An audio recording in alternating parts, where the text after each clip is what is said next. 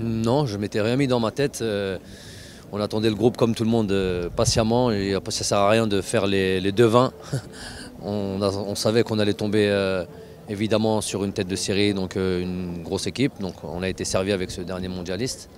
Et puis avec deux autres équipes qui sont le Kenya et la Tanzanie qu'on connaît un peu moins, mais qui sont présents dans cette Coupe d'Afrique. Ça veut dire qu'ils ont évidemment certainement des qualités. Donc on va bien étudier tout ça.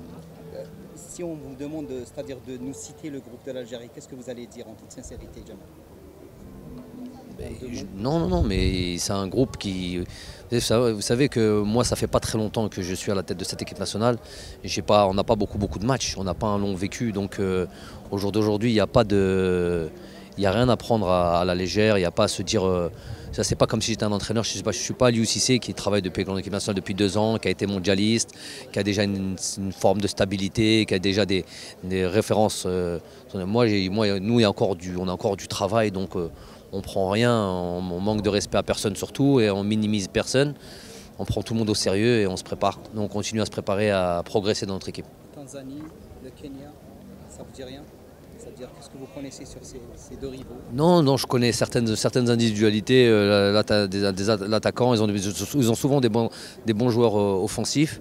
Le Kenya aussi. Et puis c'est des équipes d'Afrique de l'Est, c'est des équipes puissantes avec de la vitesse.